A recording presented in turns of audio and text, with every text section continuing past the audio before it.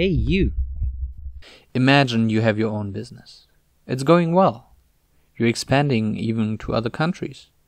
But what if the government or country that you're now business doing in is changing the law in a way that is dramatic for you? For example, doesn't allow you to do your job anymore, or they expropriate you of your property. What would you do?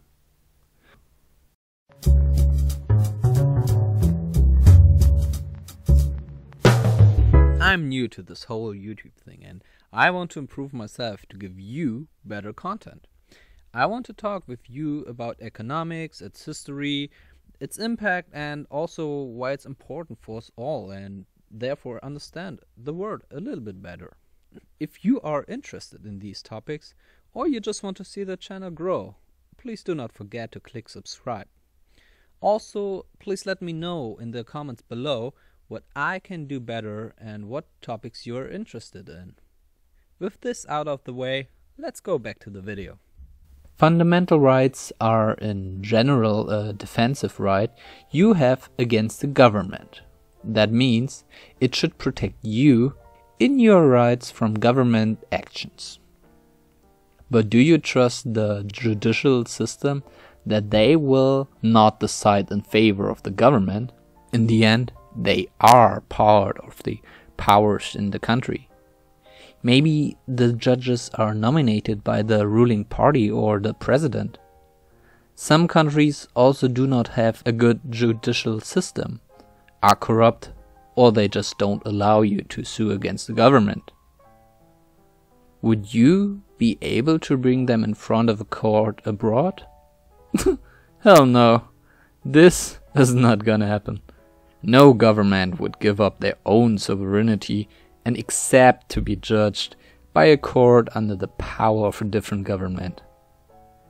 Especially for foreign companies, international arbitration is a way to find a solution for a dispute with a hosting country. Usually, these are already included as InvestorState dispute settlement into trade treaties as the NAFTA, CPTPP, or the CETA. Meaning, if a company invests in a different country and the host state violates the rights of the trade treaty, the investor is allowed to open an arbitral dispute settlement. Usually, the tribunals are composed of 3 or 5 arbitrators, of which 1 or 2 are nominated by each party, and the head is agreed on by both parties. If both sides can't agree together on an agreed arbitrator, usually the World Bank, the International Bureau of Permanent Court of Arbitration, or a private chamber of commerce is assigning the arbitrator. The first treaty, which included InvestorState dispute settlement, was between Indonesia and the Netherlands in 1968. Since the 90s of the previous century, the numbers of investor-state dispute settlement are increasing rapidly, even though not all settlements are known to the public. In 2013, the United Nations Conference on Trade and Development counted 274 settled disputes, of which 31% were in favor of the investor, 43% in favor of the hosting country, and 26% accepted a composition. So what do you think of arbitral dispute settlement? Is this a way to having fairer terms in international trades to be protected against governments, or is it just an unfair method for companies to sue governments? So why are investor dispute settlements are usually heavily criticized? As foreign companies are able to initiate an arbitral dispute settlement, usually native companies are not able to do the same and have to rely on the local laws. This can also lead to the so-called treaty shopping, meaning trying to make legal claims via shell corporation in a foreign country to shop for better trade treaties.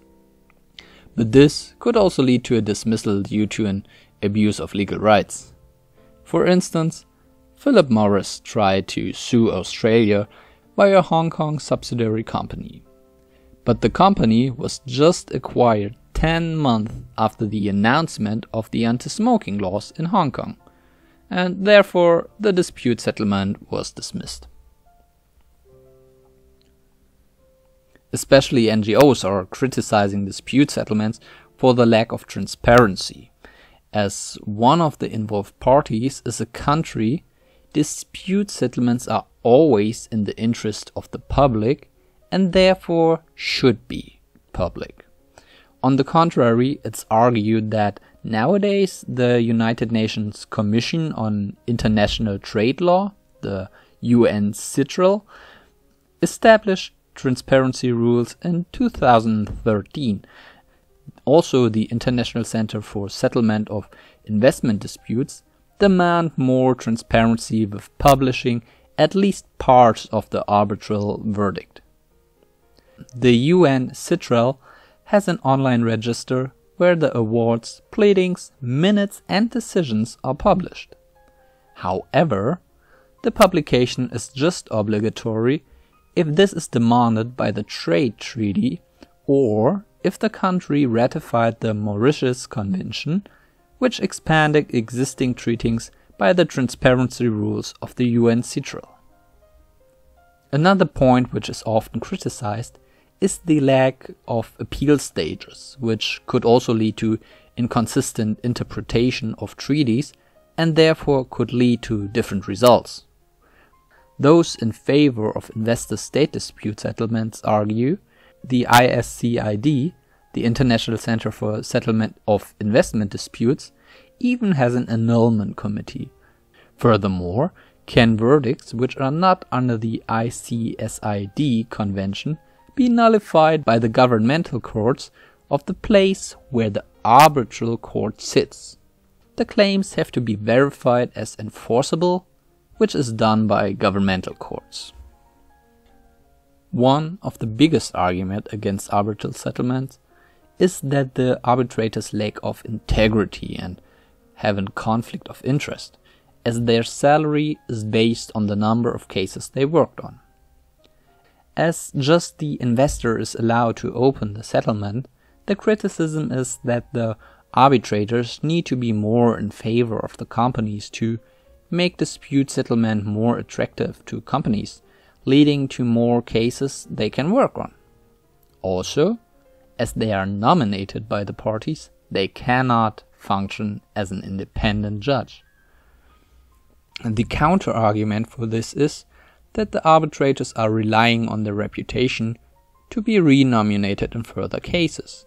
Furthermore, the states are nominating arbitrators as well, and therefore there will be a parity in the favorism. And in the case that all arbitrators would be in favor for multinational companies, this would lead into states refusing to implement arbitral dispute settlements and trade treaties.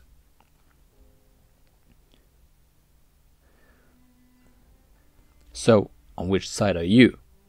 Do you think that arbitral dispute settlements are just ways for multinational companies to get more money out of the countries, or are they justified tools to protect rights and guarantee for more security in international trade? According to a 2019 study, opposition to ISDS is the single most important factor motivating the opposition to TTIP among Germans, which should have been a big trade agreement between the US and Germany. In my opinion, it's something in between. In a way, also companies need protection from the government and disappropriation. On the contrary, let me give you some numbers. The vast majority, so around 85%, of settlements were brought up by companies from developed nations. More than half of it from companies from Europe, and more than 20% with companies from the US. And in most of the cases, emerging or developing countries are on the receiving end as the host country. In these instances, often the emerging and developing countries often do not have the leverage not to agree on trade treaties or decline the investor-state dispute settlement.